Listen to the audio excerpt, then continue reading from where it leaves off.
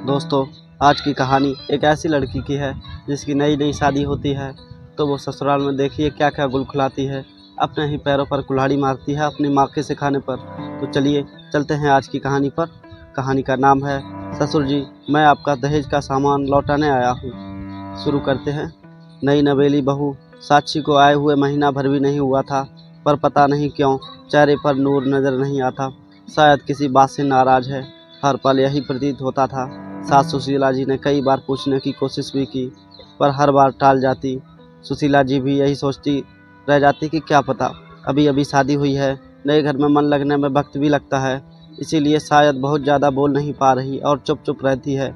एक दिन अचानक बिना बताए ही साक्षी को लेने उसका भाई आ गया। अभी नई नई शादी हुई थी, इस कारण से सुशीला जी ने अभी मना नहीं किया। बहू के जाने के बाद सुशीला जी ने अपने बेटे प्रमोद से कहा, बेटा क्या बात है, बहू चुप चुप ही रहती है और चेहरे से भी लगती है जैसे कोई नाराज़गी हो। कोई बात है क्या? पता नहीं मम्मी, मुझे तो ऐसा कुछ नहीं लगता, प्रमोद ने जवाब दिया। सुशीला जी सोचते हुए बोली, शायद मेरी ही गलतफहमी हो, पर फिर भी एक बार मन टटोल देख, क्या पता जो मुझसे ना बोल पा रही हो तुझसे बोल दे। ठीक है, जब आएगी तब बात करके देख लूँगा, कहकर प्रमोद अपने ऑफिस चला गया। शाम को जब प्रमोद घर आया तो देखा सुशीला जी उदास बैठी हैं। उन्हें यूँ उदास देखकर प्रमोद ने पूछा, क्या हुआ माँ, आप ऐसे उदास क्यों बैठी हो? प्रमोद के सवाल पर सुशीला जी ने उसकी तरफ नजरें उठाकर देखा और कहा, बेटा कल संडे है, तू एक काम कर, तेरा सामान मेरे कमरे में शिफ्ट कर ले, मैं तेरे कमरे में शिफ्ट हो जाती हूँ। अरे अचानक से कमरा शिफ्ट करने की बात कहाँ से आ गई, और क्या परेशानी है जो कमरा शिफ्ट हो रहे हैं? प्रमोद सुशीला जी के पास बैठता हुआ बोला, बेटा मैं अकेली तो जीव हूँ, तेरे पापा नहीं हैं, भला इतने बड़े कमरे का मैं क्या करूँगी, इसलिए बड़ा कमरा तू ले ले और मेरा सामने वाले कमरे में शिफ्ट कर दे। अरे माँ रहने दो ना, क्या ज़रूरत है, आराम से रह तो रहे हैं, वैसे भी साक्षी है नहीं, वो क्या सोचेगी, और लोग साक्षी के बारे में क्या क्या बातें बनाएंगे। आते ही सास को उसके कमरे से निकाल दिया। प्रमोद हंसते हुए बोला। उसकी बात सुनकर सुशीला जी चुप हो गई, पर दूसरे दिन प्रमोद के पीछे पड़कर उन्होंने कमरा शिफ्ट करवा ही दिया। जब सब सामान कमरों में शिफ्ट हो गया तो सुशीला जी बोली, बेटा एक काम और कर, तेरे ससुराल से जो सोफे आए हैं वो भी यहीं इस कमरे में रख ले। उनकी बात सुनकर प्रमोद बोला, माँ तुम्हारे दिमाग में चल क्या रहा है, पड़े रहने दो ना बाहर, मेहमान आएंगे तो बाहर बैठने के काम आएंगे।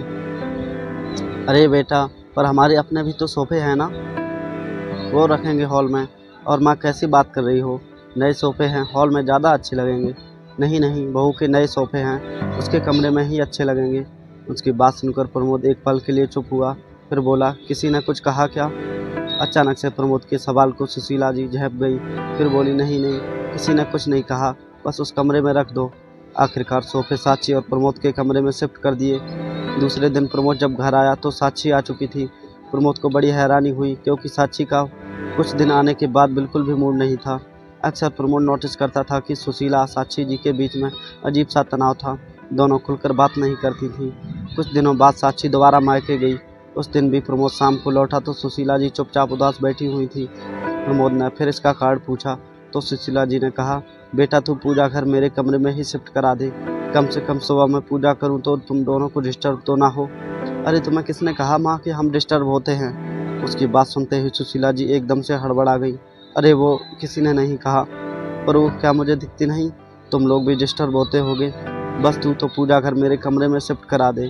इससे पहले कि प्रमोद कुछ पूछता, सुशीला जी ऐसा कहकर रसोई में प्रमोद के लिए चाय बनाने चली गई। अब प्रमोद के मन में भी हलचल सी होने लगी थी। आखिर कुछ तो है, जब भी साक्षी मायके जाती है तभी माँ से यह अजीब क्यों जिद करती है, पहले माँ कमरा और अब पूजा घर। जब साक्षी घर पर होती है तब भी माँ और उसके बीच अजीब सा तनाव लगता है। कुछ तो बात है, पर माँ बता नहीं रही। वहीं सोफे पर सुशीला जी का फ़ोन पड़ा हुआ था। प्रमोद ने उठाकर चेक किया तो उसमें शाम को साक्षी की मम्मी का फ़ोन आया हुआ था। प्रमोद को सच में अब तो कुछ गड़बड़ होने का एहसास होने लगा था। उसने दोबारा सुशीला जी से पूछा भी, पर वो टाल गई। आखिरकार उनकी जिद के कारण प्रमोद को पूजा घर भी उनके कमरे में शिफ्ट करना पड़ा। और दूसरे दिन प्रमोद जब घर लौटा तो बाकी वो देखकर हैरान रह गया कि साक्षी मायके से आ गई, पर जब माँ ही नहीं बताती तो चाहता भी कर कैसे क्या था। साक्षी से बात की तो उससे सिर्फ इतना ही कहा, अब माँ की इच्छा कि वो क्या करना चाहती मैं क्या कहूँ। इसके आगे प्रमोद कुछ नहीं कह सका, पर शक का कीड़ा तो दिमाग में बैठ गया था। आखिर उसका शक यकीन में तब बदल गया जब कुछ दिन बाद साक्षी वापस मायके गई। इस बार सुशील जी ने प्रमोद से साक्षी के दहेज में आए हुए टीवी कमरे में लगाने को कहा। इस बार प्रमोद बिगड़ गया। ये क्या है माँ, आखिर ये क्या लगा रखा है आपने? जब भी साक्षी मायके जाती है आप बस यही बात लगने लग जाती हो, इसको यहाँ सेट करो, उसको वहाँ सेट करो। आखिर चल क्या रहा है आपके मन में, बताते क्यों नहीं हो आप? प्रमोद की इस तरह चिल्लाते देखकर सुशीला जी की आंखों में आंसू आ गए और वह लगभग रोती हुई बोली, बेटा मैं तो ये सब चाहती हूँ कि तुम दोनों खुश रहो। आखिर मेरी उम्र कितनी बची है, मेरे कारण तुम्हारा घर ना बसे, मैं ऐसा कभी नहीं चाहूँगी। सुशीला जी की बात सुनकर प्रमोद हैरान हो गया, तो बड़े प्यार से सुशीला जी से बोला, माँ सच सच बताओ क्या हो रहा है? रोते रोते सुशीला जी ने जो बात कही सुनकर प्रमोद के पैरों तले जमीन खिसक गई।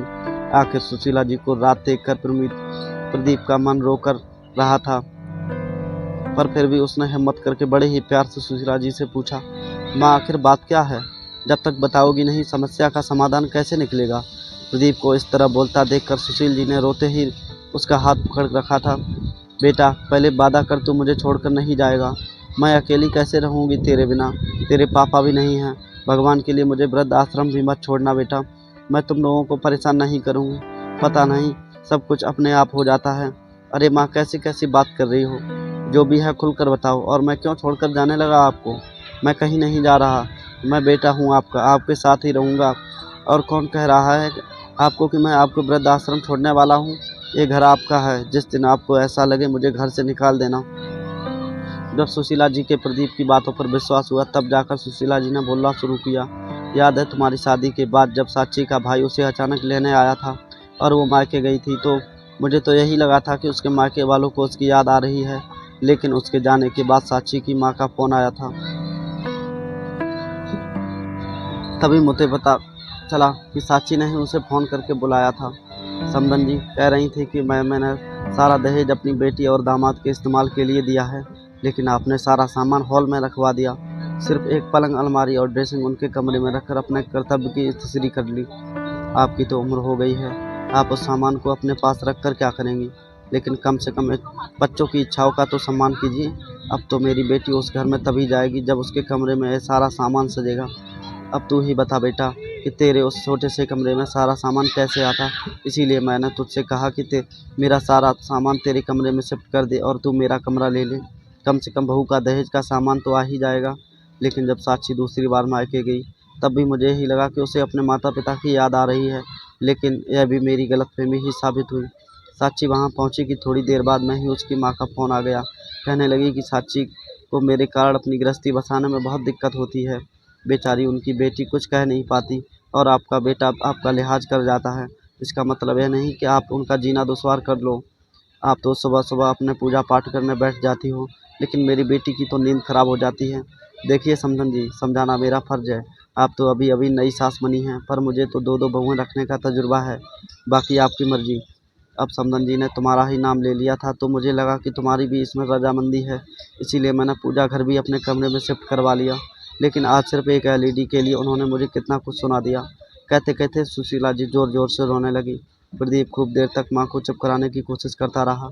जब वे चुप नहीं हुई तो प्रदीप उठकर रसोई में गया और पानी का गिलास भरकर ले आया और सुशीला जी को देखकर चुप कराते हुए बोला, क्या कहा माँ उन लोगों ने? मुझे सब कुछ बताओ, मैं भी तो देखूं कौन किस हद तक जा सकता है। आखिर सुशीला जी थोड़ी तसल्ली खाकर बोली, समधन जी कह रही थी कि इस उम्र में क्या मोह माया के चक्कर में पड़े हो। मैंने एलईडी मेरी बेटी के दहेज में यह सोच कर दी थी कि मेरी बेटी दामाद एलईडी पर अपने कमरे में आराम से मूवी देखेंगे। वो लोग तो इसका कोई फ़ायदा उठा ही नहीं पाते। आपने तो एलईडी हॉल में लगवा दी। मेरी बेटी दामाद की मूवी की जगह इस पर सत्संग आपके चलते हैं। आपको कुछ समझ में नहीं आता कि उसकी भी ज़िंदगी है। अगर पानी सिर से ऊपर निकल गया तो कहीं ऐसा ना हो कि बेटा बहू आपको छोड़कर अपना बंदोबस्त कहीं और कर लें या फिर आपको वृद्धाश्रम छोड़ाएं। गलती सारी आपकी होगी, लेकिन बदनाम मेरी बेटी हो जाएगी। अब तू ही बता बेटा, मैंने उस समय भी तुझे कितना कहा था कि एलईडी अपने कमरे में लगा ले, लेकिन तू ही नहीं माना। मेरी क्या गलती? अब तो जब भी समधन जी का फ़ोन आता है या साक्षी मायके जाती है तो मुझे घबराहट होने लगती है कि अब क्या निकड़ा बनने वाला है। तेरे पापा के जाने के बाद मैंने बहुत संघर्ष करके तुझे पाला है। सारे रिश्तेदार साथ छोड़ चुके थे, सोचा था कि पूरी ज़िंदगी संघर्ष करते गई, कम से कम तेरी शादी के बाद सुकून के कुछ पल जी लूँगी। पर सच कहूँ तो अब मुझे बहुत डर लगता है। कहते कहते सुशीला जी के हाथ कांपने लगे और जीभ लड़खड़ाने लगी। दोस्तों आज की कहानी यहीं ख़त्म होती है। कहानी का अगला पार्ट देखने के लिए कमेंट में ज़रूर बताएं और ये कहानी आपको कैसी